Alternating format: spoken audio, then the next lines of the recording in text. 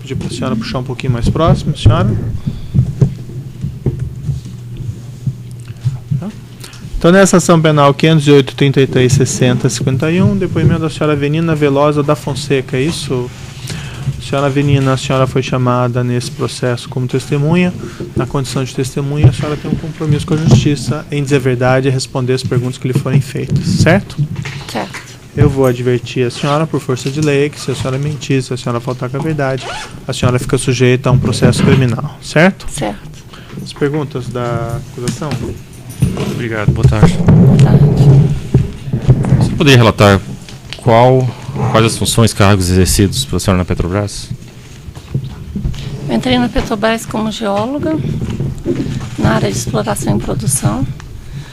Depois trabalhei na Gaspetro como gerente do setor de gerenciamento de contratos, gerente de faturamento, na área de gás e energia, gerente da central de supervisão. Depois, já na área de abastecimento, como assistente do diretor Paulo Roberto Costa, gerente de planejamento da área do abastecimento corporativo, gerente executiva da área do abastecimento corporativo. Depois, já em Singapura, eu fiquei um período como gerente de uma empresa para exportação de álcool. Depois, eu fui gerente da Petrobras Singapura, que é uma empresa de trading. E agora eu sou geóloga sênior. Na diretoria de abastecimento foi a partir de que ano? 2004. A senhora entrou logo que o Dr. Paulo Roberto entrou também? Exatamente. Tá. A senhora nessas funções na diretoria de abastecimento, a senhora participou das licitações da Petrobras a partir de então, relacionadas a refinarias? Não, eu nunca participei das licitações. A minha atribuição, como assistente, eu era assessorar, e foi no momento em que a gente estava trabalhando na reestruturação dos processos da área. Depois, como gerente do abastecimento na área de planejamento, eu trabalhava na gestão do portfólio, na avaliação econômica. E depois, como gerente executiva, eu era responsável pelo acompanhamento orçamentário e pela avaliação econômica dos projetos. Tá. Será que a senhora pode, então, explicar essa divisão de atribuições entre diretoria de abastecimento e diretoria de serviços no que se refere a essas obras? Claro. A diretoria de serviços, através da gerência executiva de engenharia, que a época que eu era gerente executiva do abastecimento corporativo era ocupada pelo Pedro Barusco, ela é responsável pelo processo todo o processo de licitação, desde a seleção de fornecedores, edital, seleção, negociação, acompanhamento das obras, aditivos, enfim, todo o contato externo era da responsabilidade da área de engenharia.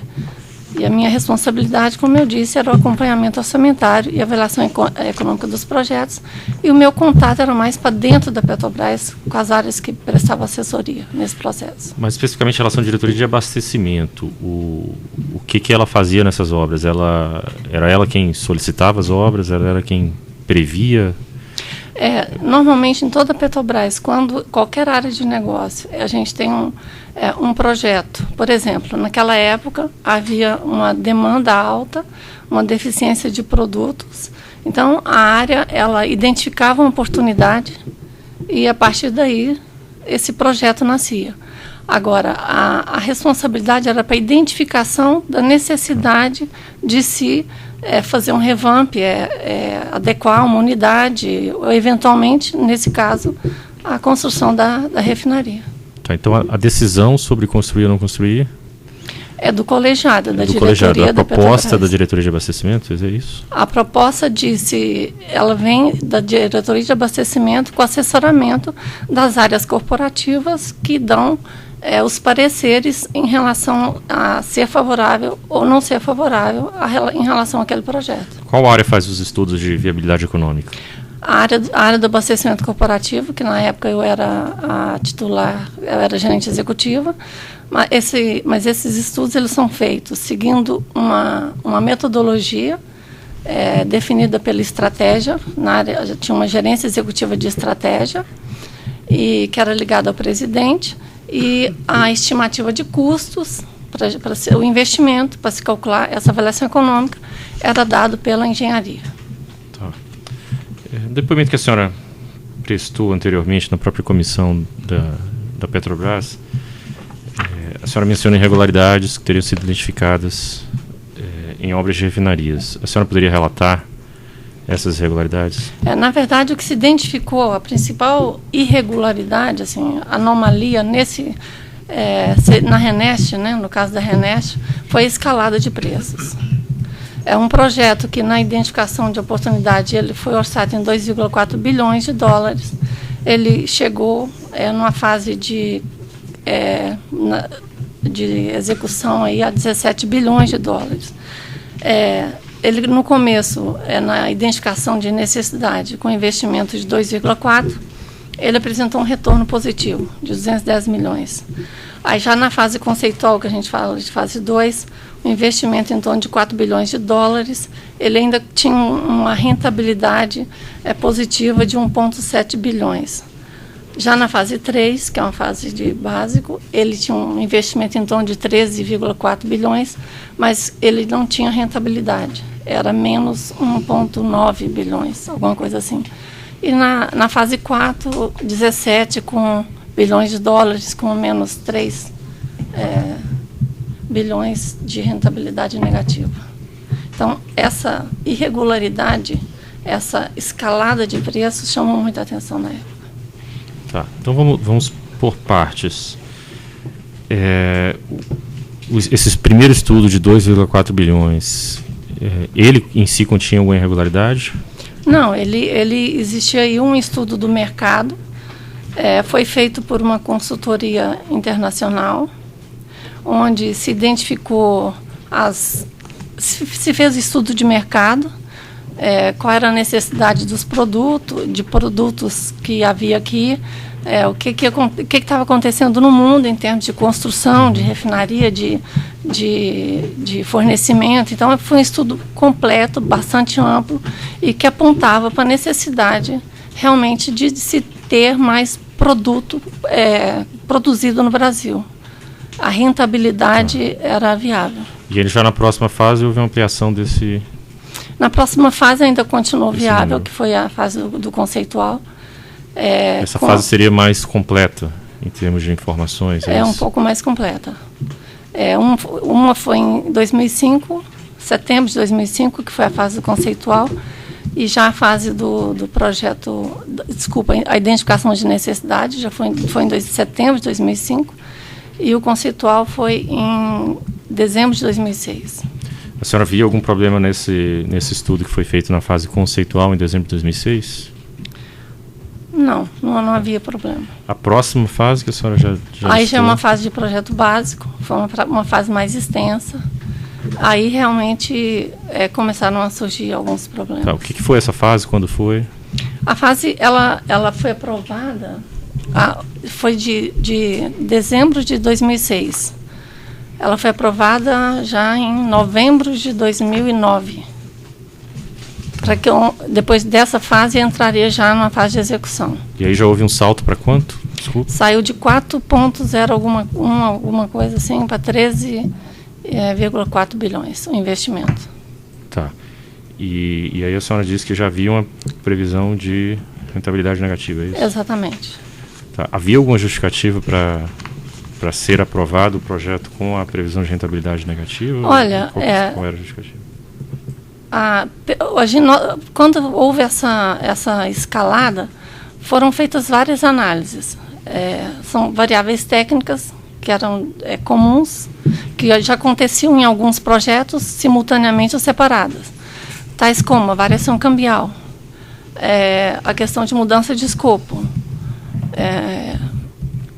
Teria também uma questão aí já não para os outros projetos, mas o sistema de acompanhamento da execução desse projeto. O sistema que calculava as estimativas de preço desse projeto. Houve aí um estudo feito internacional, onde um equipamento, ele lá fora aqui custava 4 vezes mais do que lá fora. Então, isso aí foi uma coisa que chamou atenção. E havia uma parte dessa diferença que realmente a gente não conseguia explicar. Tá. Dentro desse contexto técnico. Tá. Mas o que eu queria saber é o seguinte, diante desse cenário e da previsão de rentabilidade negativa, sua visão interna da companhia, havia uma justificativa para levar adiante esse projeto da refinaria? Não. A senhora, houve uma justificativa formalizada internamente ou não formalizada? Não. Todas as vezes que foram levadas ao conhecimento do diretor e da diretoria, a orientação foi de prosseguir com o projeto. Tá. O que foi levado ao conhecimento do diretor e diretoria? E que diretor, então? O diretor que era subordinado a Paulo Roberto Costa, a diretoria eram os diretores e o presidente.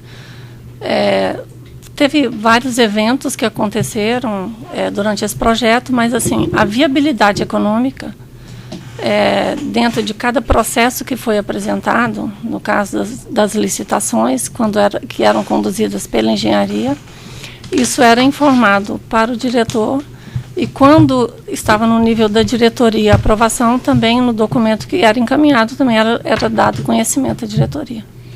Tá. Esses dados que demonstravam que a rentabilidade negativa, o empreendimento não era economicamente viável, eles foram encaminhados por escrito? Por escrito, são documentos formais. Além de reuniões, de e-mails, de notas, tem um documento que a gente chama de DIP, documento interno Petrobras. Uhum. Esse documento ele circula e até para decisão da diretoria é necessário submeter esse documento ao diretor, que se de acordo submete à diretoria. Eles são documentos formais, rastreáveis, ficam no sistema. Houve algum pedido, uma solicitação para que esses dados fossem de alguma forma maquiados? Que eles não ficassem tão claros, sim, houve. Como é que foi? Como foi esse episódio? Foi passado... que no documento que era encaminhado, nos documentos que eram encaminhados para a diretoria, onde havia algum pedido, alguma solicitação de aprovação para a licitação, esse documento ele tem duas... a área de negócio tem a responsabilidade de verificar se aquela licitação está prevista no orçamento e se aquele investimento continua rentável. E vem todo um processo que é conduzido pela engenharia, indicando ali as empresas, indicando a necessidade, etc. Então, dentro das minhas atribuições, a gente informava a diretoria nesses documentos que a rentabilidade era negativa. E havia num certo momento que houve um certo desconforto e o secretário da diretoria, que tinha uma secretaria, né, da diretoria, ele começou a discutir isso com o assistente Francisco Paes, que é assistente do diretor Paulo Roberto Costa, e havia um pedido realmente de não se explicitar esses valores. Pedido a partir de quem?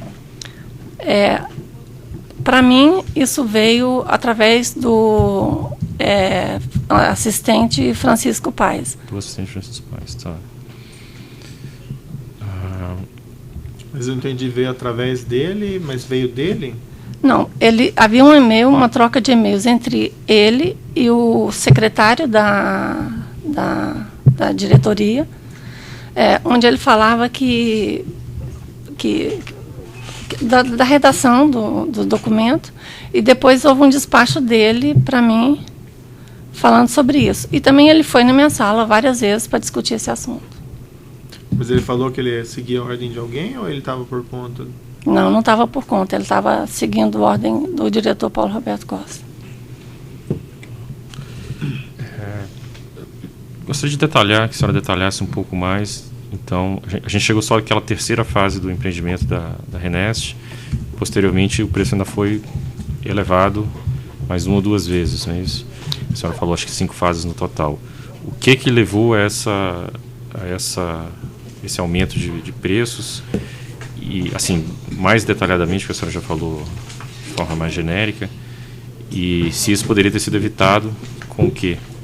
Na verdade, quando eu fiquei na diretoria, como gerente executiva do abastecimento corporativo, até outubro de 2009. A fase 3 foi aprovada em novembro de 2009. Mas em julho, além dos vários documentos, notas e DIPs encaminhados ao diretor Paulo Roberto Costa, além dos documentos encaminhados para a diretoria, onde a gente apresentava a rentabilidade negativa desse projeto, foi feita uma apresentação para a diretoria, onde era mostrado que existia realmente uma escalada de preços e que havia uma dificuldade dentro das variáveis técnicas de se compreender o que estava acontecendo. Isso foi em julho. Em outubro, no início de outubro, nós recebemos a informação que o sistema que fazia a estimativa de preços, tanto para as licitações como para as avaliações econômicas, que eles têm o nome de Ícaros, que ele havia problemas na calibração desse sistema. E eu saí no dia 26 de outubro. Então, quando foi apresentado esse projeto, em julho, para a diretoria, ele tinha uma rentabilidade negativa em torno de menos 2 bilhões. Naquele momento, já haviam sido gastos 440 milhões, aproximadamente, e comprometidos, acho que 1,5. Se houvesse a decisão de parar o projeto, a gente poderia aí ter um custo afundado, afundado com certeza de 440, talvez se conseguisse negociar alguma coisa em torno de 1,5, porque era compromissado, mas no máximo 2 bilhões de dólares. Isso em julho. Mas a decisão não foi essa. Então eu saí justamente num momento de muito desgaste em relação à aprovação dessa fase, porque aí começaria a execução da refinaria, propriamente dita, e praticamente um mês depois que eu saí, esse projeto foi aprovado. Essa fase foi aprovada. Aí começou a fase 4, que é a de execução. Eu saí e fui para Singapura, então eu passei a não ter mais contato nenhum com o negócio. Aí eu não consigo realmente explicar o que aconteceu a partir dessa data. No outro depoimento, a senhora mencionou que a forma de contratação em geral das obras da refinaria tinha alguns problemas. A exemplo da cláusula de single point responsibility. E se a senhora puder explicar primeiro essa cláusula, enquanto eu localizo aqui o... O que acontece é que havia mais de 30 anos que a Petrobras não fazia uma obra desse porte, não se construiu uma refinaria. Então, o modelo de contratual antigo, ele, de acordo assim, com o que as outras empresas, a Shell, todo mundo construía, ele não era um modelo que era compatível com a obra desse porte. E o que foi feito foi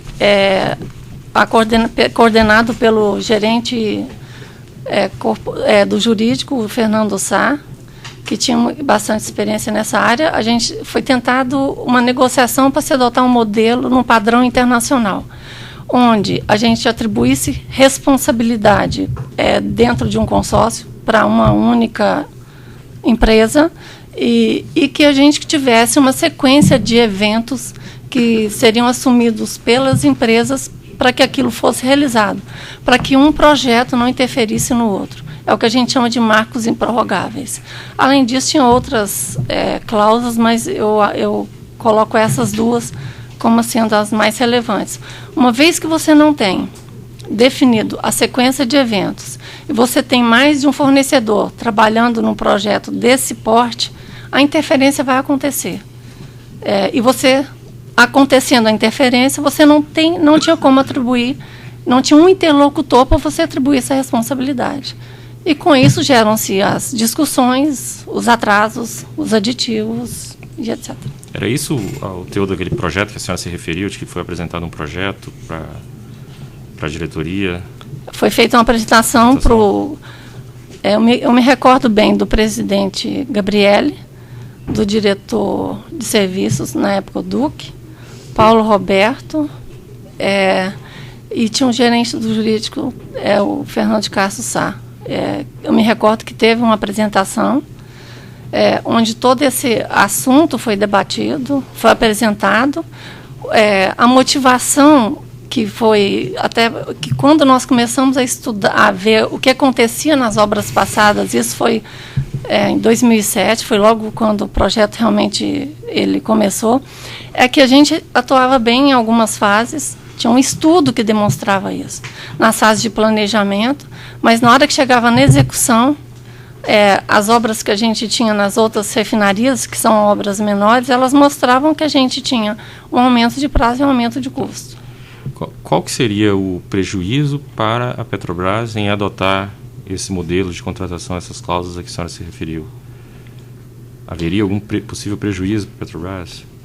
Como os riscos antes eram assumidos completamente pela Petrobras, uma vez que a responsabilidade do contrato antigo, ele trazia tudo para a Petrobras, no primeiro momento, a proposta ela poderia ser maior do que sem risco nenhum. Mas o que não quer dizer que isso seria o superfaturamento. Seria talvez alguma coisa que a indústria aí não estivesse acostumada e realmente pudesse, num primeiro momento, elevar o preço. Mas ele não traria prejuízo nenhum para a Petrobras, porque ela teria o controle, ela estaria realmente fazendo uma gestão efetiva do projeto. Se você tem que me entregar a base, estou construindo uma casa, se você tem que entregar a base naquela data, o telhado vai vir depois, com certeza. Se você não tem data estabelecida para a base, você não sabe quando você vai colocar o telhado. Então, você não faz a gestão do projeto. Tá, isso houve alguma justificativa para isso não ser aceito? Não houve justificativa. Tá. O que foi feito foi um documento do diretor Duque, à época, onde, pouco depois dessa apresentação, ele tomou para a área de serviços, a execução e o cronograma, mandou que fosse acompanhado, e depois o diretor Paulo Roberto Costa mandou o e-mail endossando o que o Duque tinha colocado. A senhora verificou alguma interferência das empresas com potencial de serem contratadas, com interesse de serem contratadas pela Petrobras nessa decisão? Olha, eu não verifiquei, não tinha esse contato externo. A única coisa, o único episódio que aconteceu foi que esse gerente, Fernando de Castro Sá, que trabalhava mais diretamente nessa área, ele venha reclamando dessas interferências e foi gerando um certo constrangimento e uma certa desconfiança, até ele me falar que levou ao conhecimento do gerente executivo da Petrobras, o Newton Maia, que solicitou dele a comprovação através da elaboração de um dossiê. Quando ele apresentou o dossiê, ele foi afastado da função. E, a partir daí, ele foi feita uma sindicância e culminou na saída dele da área jurídica da Petrobras. Mas, que interferência? Na época, ele falava que interesses da Petrobras estariam sendo contrariados para atendimento dos pleitos da associação, da ABEM. Da ABEM? Tá. Quem estaria contrariando seriam os diretores, é isso? As reuniões aconteciam entre as áreas jurídicas da ABEM e a área jurídica da Petrobras. Tá. O que é a ABEM? É a Associação Brasileira de Engenharia Industrial. Quem são as empresas integrantes? Geralmente são as grandes, né? Empreiteiras, Galvão Engenharia, Camargo, Queiroz. Tá. A senhora considera que houve algum tipo de... nesse episódio da remoção do Fernando de Castro Sá, a senhora considera que isso tem alguma relação com esse questionamento que ele fez? Eu não tenho dúvida. Uma vez que você entrega um dossiê que foi solicitado pelo seu superior e ele não se dá o trabalho de discutir, de analisar, e a única informação que é prestada saia, eu acho que não tem outra. O Fernando de Castro Sá era... gerente jurídico, porque a área jurídica da Petrobras, ela é dividida em gerências por área de negócio. Então, tinha uma área de negócio que atendia o abastecimento e ele era o gerente dessa área de negócio, do jurídico. Então, ele era o gerente jurídico do abastecimento. Exato. E nessas licitações havia uma participação dessa gerência? Não, foi solicitado quando se percebeu que o modelo de contrato não foi o modelo adotado e que a área não conseguia acompanhar esse processo e que a escalada estava acontecendo. Foi feita uma solicitação nossa para que se incluísse um advogado da área do abastecimento nas comissões de licitação e o gerente executivo, Newton Maia, recusou. Foi dada alguma justificativa ou não? Segundo ele, quem prestava assessoria para esse processo, uma vez que ele era da responsabilidade da engenharia, que era da área de serviço, seria o jurídico, gerente do jurídico da área de serviços. Tá. A senhora conhecia o que o jurídico da área de serviços fazia em relação a essas licitações? Eram apresentados questionamentos paralelos aos que a diretoria de abastecimento, o jurídico da diretoria de abastecimento apresentava? Com certeza, mas eu realmente não tinha contato. Eu tive contato uma única vez que eu recebi a cópia de um parecer do jurídico da área de serviço sem eu ter solicitado. Mas assim, rotineiramente não. A senhora mencionou o Ícaros, não foi? O que era isso? Era